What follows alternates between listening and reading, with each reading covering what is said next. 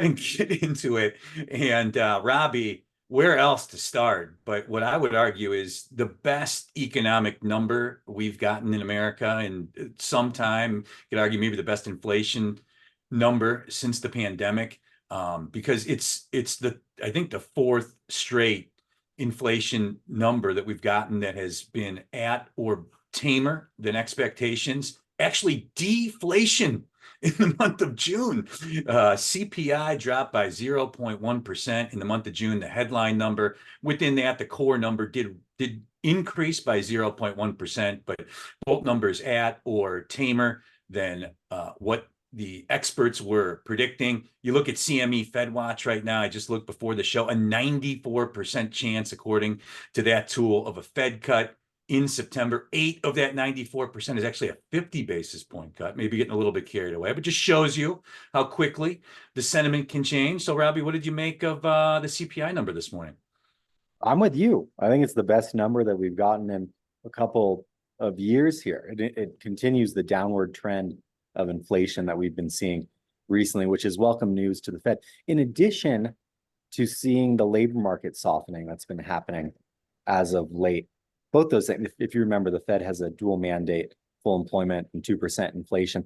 They're right on track. And once again, you alluded to this. Yes, investors might be ahead of themselves already, but pricing in a rate cut in September and another one in December for 50 basis points of easing this year. Let's not get ahead of ourselves. Let's start with, it's good when the Fed can cut once, but it's kind of like the runway is clear. The Fed is ready to cut some rates, and it's been a long battle. If you think about the summer, I guess 2 years ago at this point, inflation was 9% annualized. So to go from that down to where we are now is, I'd say, hats off to Jerome.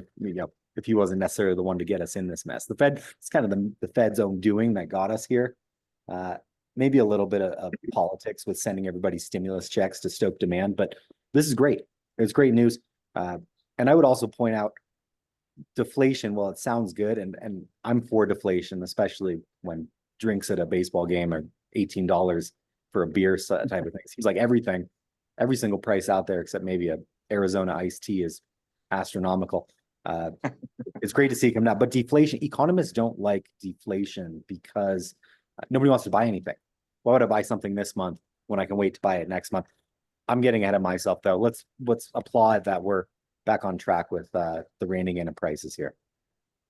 I can't even remember the last time I've heard the word deflation, honestly. I mean, I think I feel like it's been 5 years since I've even heard that word spoken. And KP, Jay Powell spoke to Congress on Monday or Tuesday, I believe it was, and just talked about, just wanting to really be sure that they're at a 2% target. If you look at inflation over the last 3 months, I think it's like annualized like 2.1%. So we're like a small window of just the last few months. But appears like we're getting closer to it. And your take on the latest inflation data?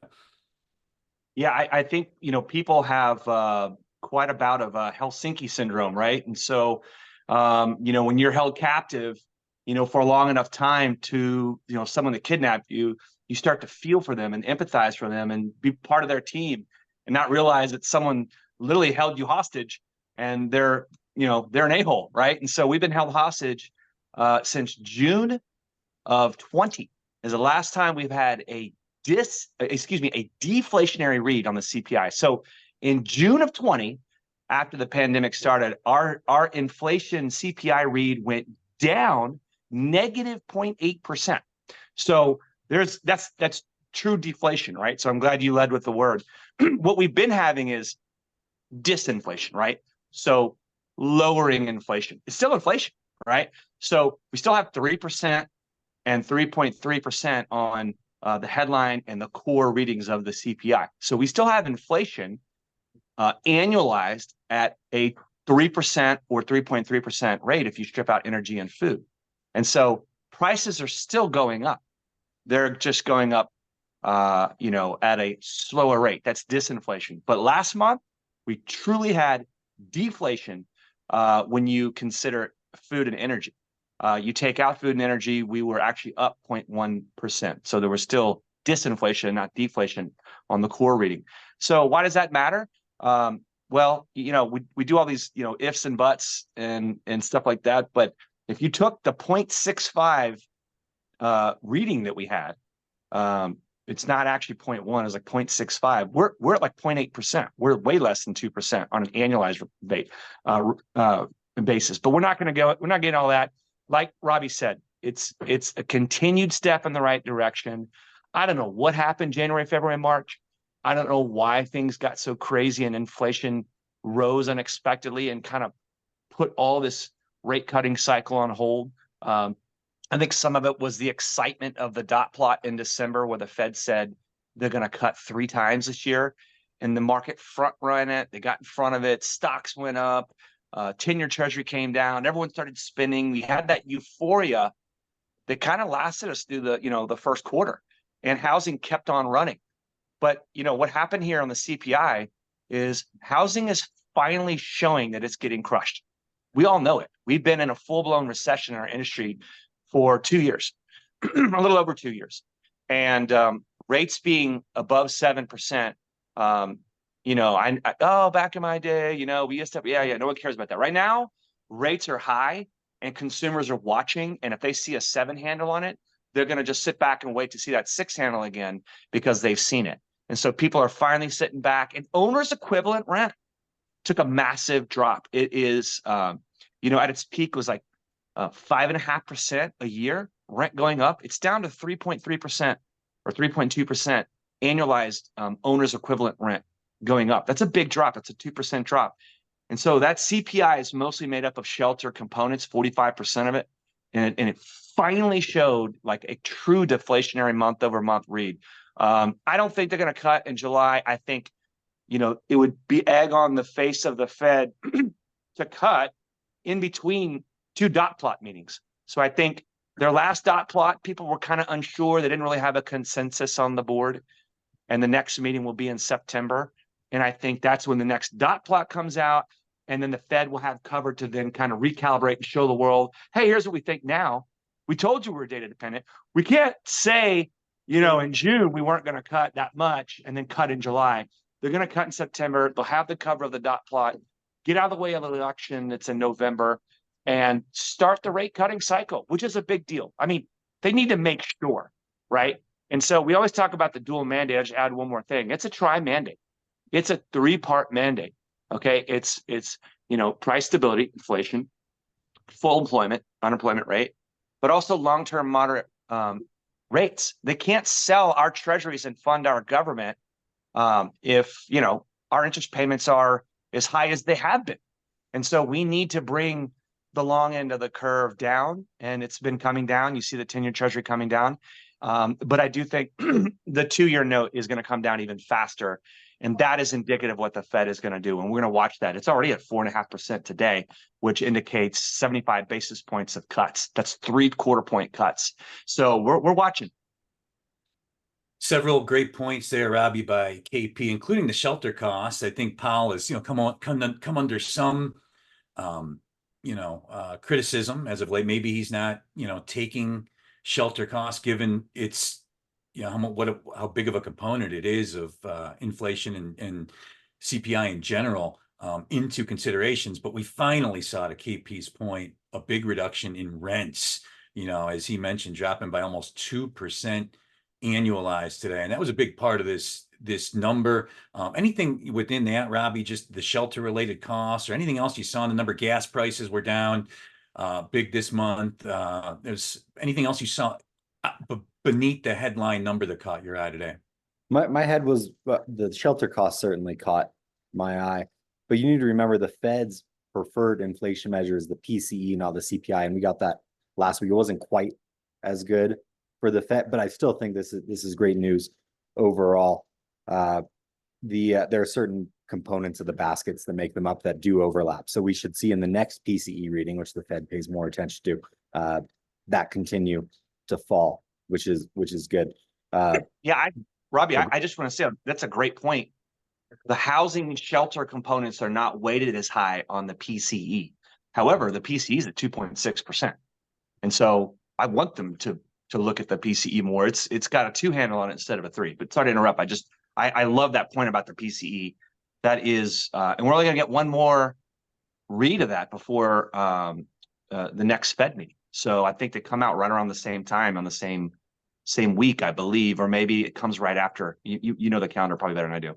And the other point I was going to make, Rich, was that the oh shoot, I was listening to KP too much, not thinking about my point. But as a capital markets person, this introduces more volatility into the market, because now you have people going, oh, they're going to cut twice, could be as soon as July, maybe it's going to be September and December, maybe it'll just be September, maybe it'll just be December. That volatility is not necessarily good for traders. We like, to be smooth sailing, and this reintroduces that investor optimism out there, which has caused a lot of volatility. We've seen this discrepancy between the Fed saying we're going to stay higher for longer, taking this hawkish tone, and the markets being over exuberant with cuts are coming, it's an election year, rates are going down, that sort of thing. So that divergence is not necessarily a good thing, in opinion. I agree. My partner Gary Malice, he's there's four of us that work there. He's that run the company from an ownership perspective. Gary and I were just talking. We were like, it sucks when you're a hedger. When I mean, it's great that rates go down and there's more business out there, but then your existing lock pipeline is at risk, right? And so, if you don't pull those through because people bust out locks on you, you lose money. I mean, every company, it's not like, oh, rates are lower, we're just gonna make a lot of money, it's more deals. KP, real quick to a point you had made earlier, I think you just went on mute, but there's nothing more annoying when you get a call in the middle of your podcast on your iPhone there. Yeah, so you had mentioned borrowers, like borrower psychology, getting used to this 7 handle, but now they've been teased with it's gone back down into the 6% range and they've seen it. Are you concerned that with the talk about the Fed's going to cut rates come out, borrowers are going to hold off and we're going to see volume for mortgage originations drop with borrowers waiting on the sidelines? Yes. Was that for me or Rich? That was for you. Was that for me or Rich? Oh, I'm sorry. You said Rich. Yeah. So yeah, of course. I mean, the borrower psychology, it was interesting to watch them sit back as rates are going up. And then now they are piling in. They have so much information. They're watching rates. And when they dip down, they're actually jumping in and grabbing those dips. I'm actually not so concerned about that. I'm more concerned at just how the seasonal trends, have much bigger weight. It's just a slower time of the year for purchase business in general, right? And so you've got, like, why would you want to move right now when school's about to start with your kids, and diapers and diamonds and debt, those are your 3 big ones up front. Of the 7 Ds of why people move. I mean, obviously, deployment, diamonds, diapers, debt, divorce, downsizing, and death. Those are all things that make you get a loan. I've heard diploma. I don't add that though, because I think it's not that much weight. It's just a slower time of the year. Insurance is up, taxes are up, rates are still elevated, and it's a seasonally slow time of the year. I don't know that we'll see as much purchase because rates are coming down. It is nice to see listings kind of increase on a weekly basis. You see some good data out there from the folks at Altos Research and Housing Wire, but I don't think it's enough. Now, from a refinance perspective, I love the home equity side of the equation. I think with Freddie Mac being blessed and given the green light by the FHFA, the regulator, to do HELOCs and securitize HELOCs on top of Freddie Mac first, and hopefully Fannie soon to follow. People can tap that equity at a lower A paper rate. And so when these rates have been coming down since October, you watch the 10-year Treasury, but when the Fed actually starts the cutting cycle, I think we'll see even more rate relief, and that will spur refinance activity the second half of the year. National Association of Realtors Chief Economist Lawrence Yun, who we've had on the show before. I can't get anybody from NAR to reply to me the last few months about being on anything recently, but he made some headlines today. Basically predicting 6% 30-year fix kind of being the new normal. Kind of being As soon as we get evidence that, the inflation, disinflation progress that we've seen is sticky and kind of here to stay, that you could see an environment where you just see mortgage rates at and around 6% for some period of time. Some impediments maybe to rates getting lower than that. Robbie, I talked with your dad last week, one of the topics, or 2 weeks ago, it's the fourth last week, but one of the topics we talked about was just the Fed unloading their balance sheet. They still are a big holder of MBS, and right, they probably don't want to sell it all right now to make rates go up and lose money on their holdings. But as rates start to come down, that could be a restrictor plate on rate declination. But any thoughts on Lawrence Young's comments about 6% 30-year fixed being the new normal, and maybe what a rate climate looks like next year if we can continue to see this progress? So the Fed's smart about what effect it would have if they increase balance sheet runoff or engage in active MBS sales. So I think they have their finger on the pulse there. I don't think we need to worry too much about that. I got to fly the flag for my dad here a little bit with him not being on the show. Lawrence is paid to predict rates. Nobody can predict rates necessarily. So take it with a grain of salt. I will address and agree that it could be the new normal in terms of what borrowers are okay with.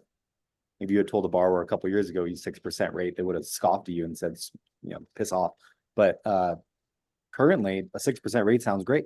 So I'm all for it. If we can get back down, even like KP said, below 7%, you're going to start seeing a lot of borrowers going, hey, this is a good enough rate for me. What home can I qualify for? And then if rates do happen to drop to 6 or maybe even below 6, a lot of refinance activity coming back into the origination space.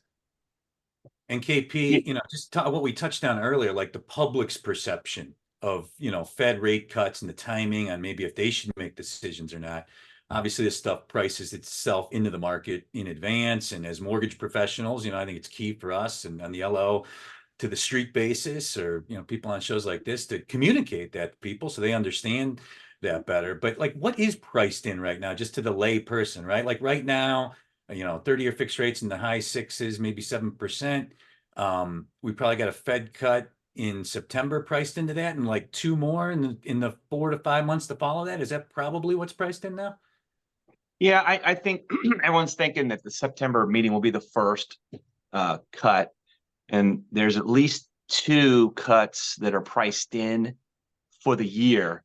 And then of course you're in the moment take today, with the high, the deflation read on CPI. People are talking about 3. People are talking about, all 3 meetings, the year, 3 quarter cuts in a row, 75 total. Let me just kind of put my cap markets hat on as well. I used to run a cap markets desk at my prior company and train people to hedge, and so that's why I'm a huge fan of Robbie's section down at the bottom of the Chrisman blog. It's amazing, and of course the entire blog. The rate is made up of a couple different components, but I'll just kind of keep it nice and simple. There's a spread between the 10-year yield and the 30-year fixed rate mortgage. And it's gotten as high as 310 basis points. Historically, that number is like around 180. People are saying the new norm is let's just say 200 basis points. Because there's a lot of people that are sticking out there with their really low fixed rate mortgages from the prior era, and they're just not going to refinance it. And so if the 10-year treasury is at 4 and we got 200 basis points spread, there's your 6% rate. Okay. We touched 3.89 on the 10-year treasury after that Fed meeting in December. We saw it come down in January and February to 3.89. Now with actual deflation and a softening job market, we could get lower. I think you're low at, let me go best case scenario. Okay. Your really, really low bar resistance levels, like 3.25 on the 10-year.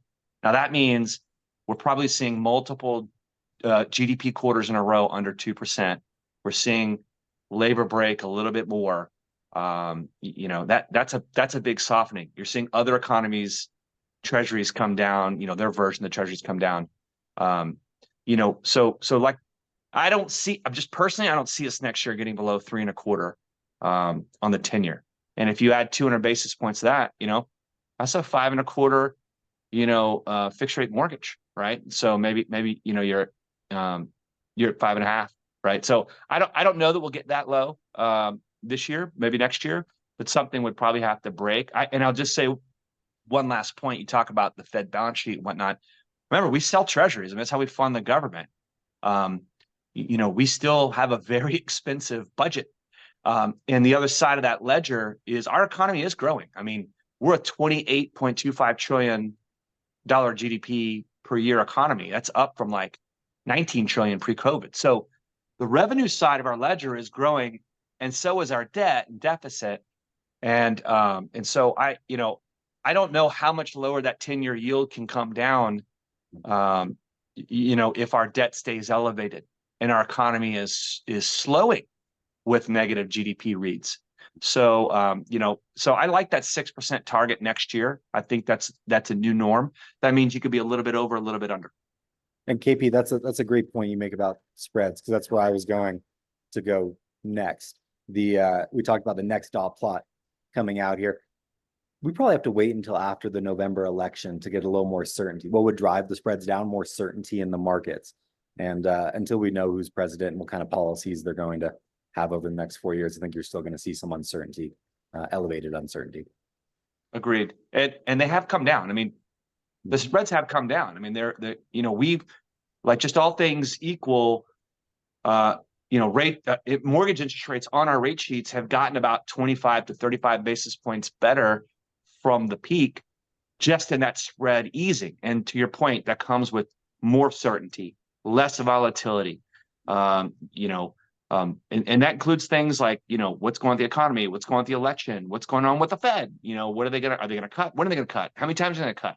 What's going on with jobs and whatnot. And so there's always a little, and again, here's my disclaimer. I am not a financial advisor. I am not responsible for your losses, only your profits.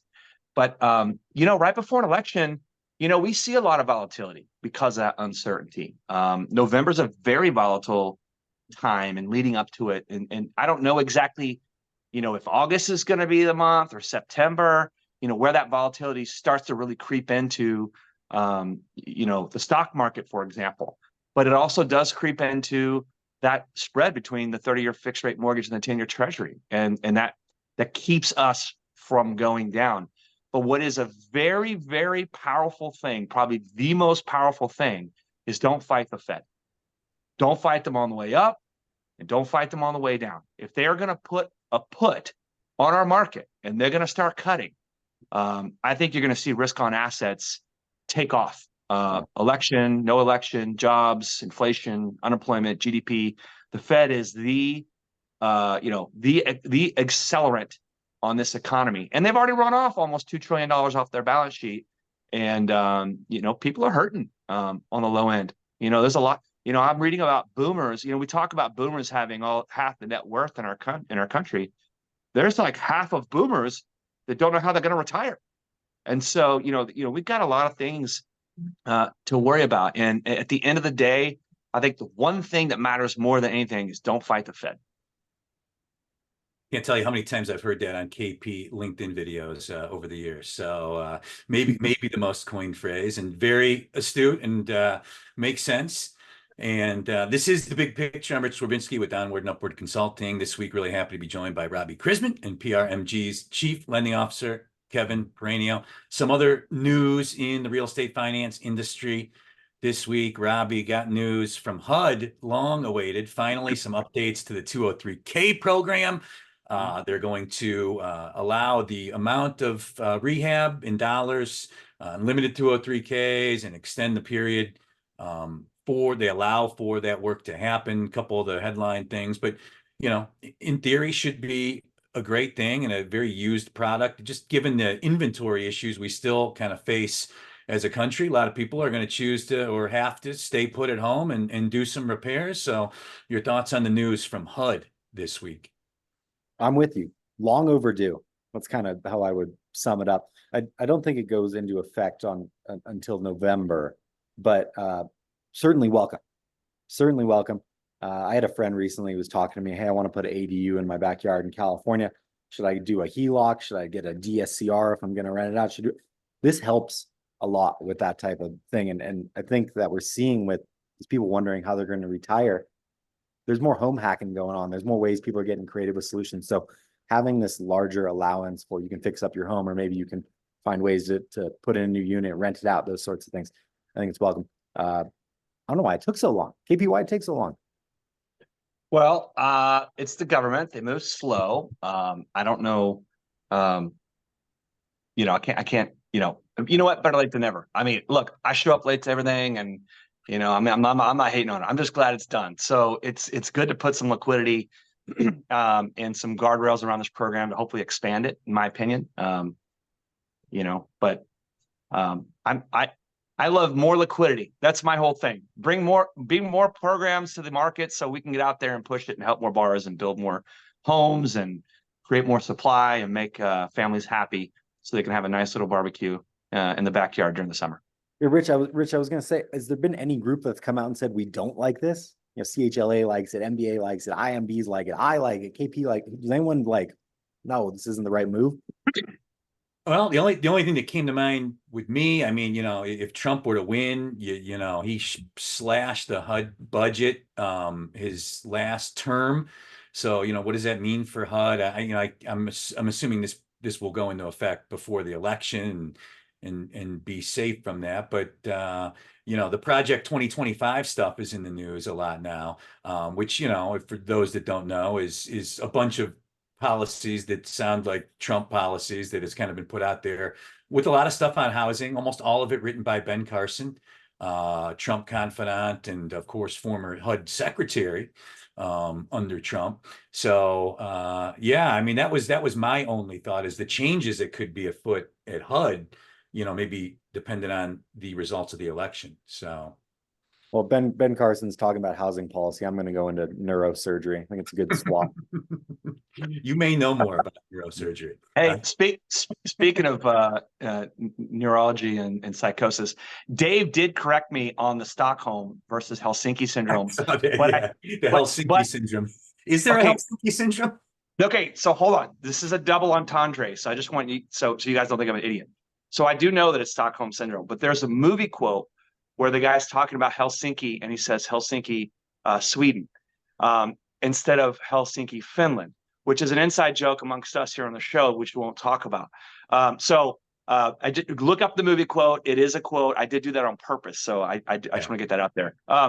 You guys are brave. I love how you get into politics and talk about politicians. And it's like you guys aren't part of a lender and worried about any kind of blowback, at all whatsoever. But it's and to me that's kind of funny. Like, there are a lot of executives and my peers that don't want to openly talk about how they feel about policy and politics and who's in charge and whatever, because they're afraid of blowback from whoever, the CFPB, the government, a regulator, state regulator, the GSEs, and I gotta tell you, like, I've only been in executive management leadership since 2007. And I meet all these people on the road. I go out there and I talk with them. They're cool, man. They get it. Like, they know what the prevailing wisdom is. And so, I thought it's kind of a good joke there, Robbie, switching over to be a neurosurgeon. So go for it. Robbie, you're in California. Does Kamala Harris have any housing policy on record? I don't it's looking more and more like, and there was polling that came out there that has her beating Trump nationally.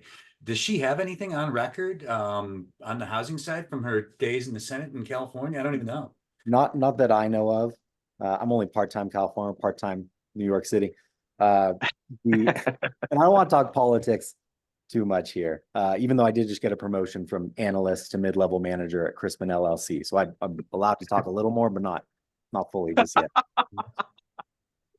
Yeah, and to be clear, I'm never giving I don't think anybody wants or needs my opinion on politics, but it is relevant to what's going on. So I always try to bring it up without, picking a side, just kind of talking about it, and certainly going to be more in the news and tough to avoid as we get closer to the November election. But something else that came out this week, there's been what I would call a growing group of fringe economists, calling for a housing bubble in southern states, pointing to inventory run-ups. It, to me, seems highly unlikely, kind of crazy, but KP, I'll start with you on this one. Any thoughts to, any of these news stories we're starting to see more frequently about a potential bubble in the South?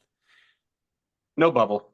I was just replying. Yeah, that was a Die Hard scene. The sales guy in the suit gets smoked for talking too much. Thinking he can negotiate big deals for breakfast or whatever he says. So I used to live in Austin for 9 years, only 4 of it in college, for the record. And this is like 30 years ago. Is my freshman year. I'm rolling in '94. Austin specifically has always been kind of this weird counter market, right? And it doesn't always do what the rest of the nation does. Having said that, if you look at median home prices, and you see a lot of people have migrated from California to Texas, are selling huge, big ass properties out here, which, by the way, I'm so glad I bought 8 years ago here in Newport Beach, because there's no way I would move here now. It is insanely expensive. I'm not going to go there, but I understand why people sell and leave the state and go somewhere like Texas, where, there's no state income tax. Yeah, there's state sales tax, and yes, real estate taxes are a little bit more expensive, but you get a lot more house for your money. So these higher end houses were running up, and now they're not selling as much because, higher rates impact higher price, properties much more. So you start to see some of the higher end price sales come down, which brings the median home price down. But, below that median number, or even around that median number, those houses are still going. I don't see a bubble. Again, lower rates cures everything. The Fed cutting rates, bringing down mortgage interest rates in general, cures everything, regardless of insurance and taxes, to a point. But again, lower interest rates cures everything in every market. And I fear we're just severely undersupplied everywhere. And so I think that is going to be that's going to be the big problem. It's going to be the big problem we're going to be talking about for a long time, to come here. Robbie, inventory run up, South bubble. Any thoughts? KP, I don't know. KP, I don't think Austin's the best example, because that's like a boom and bust type of thing. If we talk bubble, you talk it bursting. I don't think we're going to see a bubble burst, but we've certainly seen house prices start to ease. Maybe kind of like inflation, house price growth has started to slow. The South, you have to remember, has had the largest percentage of home building of any region in the nation. So it'd be inevitable that the supply there, inventory, is the largest, and thus you're seeing home prices start to come down. I would say anecdotally, with the realtors that I speak with around the nation, they're seeing homes sit on the market for longer. They're seeing price moderation, which I'm all for it, man. All we've talked about the last 6 months, year or two, the unaffordability of housing. Good. I'm all for more supply hitting the market here. I'm all for seeing the moderation price, getting more people into homes, even if it's at higher rates where, like I said earlier, they can refinance later down the road. Then they have that much more disposable income to go spend on other things like PRMG gear. Yes, my swag is like one of my oldest shirts. I was keying in on the word bubble, right? And I think it's highly overused. We had a bubble, 07, 08. Like, that was a bubble, right? And so the only city in the South that I could think of that's, bubblicious, like in any way, would be Austin. But again, I don't think it's a bubble, right? And so I agree with you, Robbie. I think we're just coming more into balance. Mm-hmm. We can't have it both ways. If you've got 5, 6, 7, 8, 10, 15, 25% appreciation in some cities around the country, like getting back to a couple years or a year, maybe even 1 year at 3%, that's normalizing. That's bringing us back. That's literally what the Fed wants. That's literally what the Fed was trying to do with higher rates, and it's finally working. We saw it, in the last couple data reads and true deflation this morning. So, and that's just getting us back to normal. Everyone gets caught up in like these conversations, but like our employment, our economy, people, working age people, home prices, this price, that price, it's just all normalizing. This is what a soft landing looks like. Mm-hmm. And you need to remember that there are dozens and dozens of economic data points out there. So yeah, CPI is great, and the unemployment or the employment figures in the June payrolls. Great news for the Fed. The overall narrative is good too, of the economy is coming in for this soft landing. But yeah, CPI isn't the one data point you should pay attention to. There's home statistics, there's GDP, there's industrial production, there's all these different figures. So for those listeners out there, pay attention to kind of the overall picture. And I would say, yeah, KP, it's very favorable for the Fed right now. Job well done.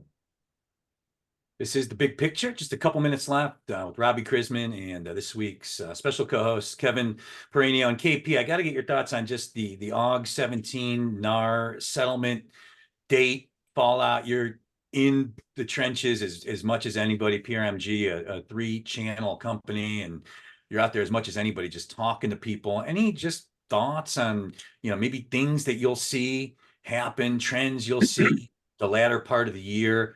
Maybe on the lending and or the real estate brokerage side, in between August 17th and the end of the calendar year? Well, you guys may know, and for those listeners that aren't aware, I do some venture capital investing personally. Our company has a TAD as well. I see a lot of deals.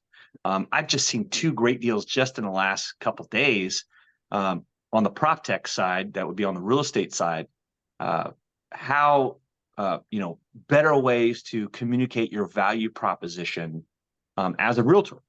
And I'm not officially part of either of them yet. I'm still evaluating them, but saw some great stats there. I mean, like something like 46% of borrowers think a realtor works 15 or less hours per transaction, and like 26% thinks that realtors work 10 hours or less.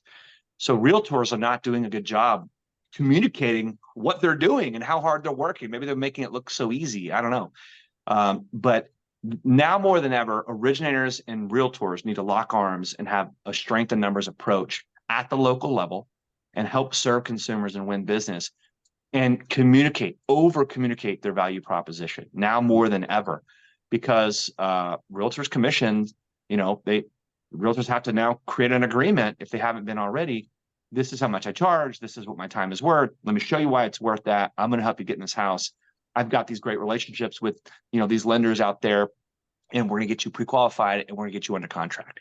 And so that value proposition, notice I never once said price. That value proposition needs to be communicated now more than ever. And realtors, need to step up their communication game. I'm glad you said that so well and hit all those points, because all I was going to say is when I hear August 17th, I'm thinking I'm golfing with you at the Peranio Resort for the Western Secondary. So looks like we're out of time. Let's go. Love it. Well, good stuff as always. And I want to certainly thank our co-host this week, Kevin Peranio, for joining us. And be sure to the link to register for KP's new show, The Last Word, that will air every Friday, is in the chat. He'll be co-hosting that with Brian View. And what a great way to wrap up the week and get the week-ending take on everything that's transpired during the week before you hit happy hour of the golf course on Friday. So KP, thank you for joining us. Thank you. Thank you, Robbie. Thank you, Rich. I appreciate it. And Robbie, as always, thank you for joining us this week, and be looking for more exciting news on just the lineup of shows, stuff that people can expect to see and hear more about in the near future, if not immediate, right? I'm very excited, and it's been great working with you to spitball some ideas together. So, and always enjoy being on the show with you. Thank you very much for having me. Good stuff. And most importantly, thank you to our attendees that watch this live. If you're listening on YouTube or on podcast, we do this show live at 3 p.m. Eastern every Thursday. And you can go to watchthebigpicture.com to get registered for that. And next week, Stan Middleman. I'm really excited to get him on the show. I got to admit, I emailed him on the day that the CFPB fined them $4 million.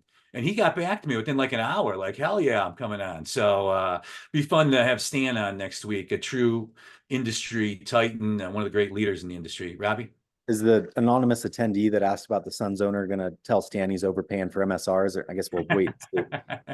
We did have an anonymous attendee that said, "Ain't how you start, it's how you finish." Isn't that the Suns owner's new line? So little humor to take things home. Hey, how cool is it for our industry? You got, two titans, great businessmen owning sports teams, right? Too bad the Suns and Phillies can't play each other, but both great business leaders. I know them both, and they're great guest lineup. So looking forward to that one next week. Good stuff. So once again, thanks to everybody that joined us this week, and we will see you next Thursday at 3 Eastern on The Big Picture. I'm Rich Swerbinski with Onward Upward Consulting, and we will see you next week. Take care, everyone.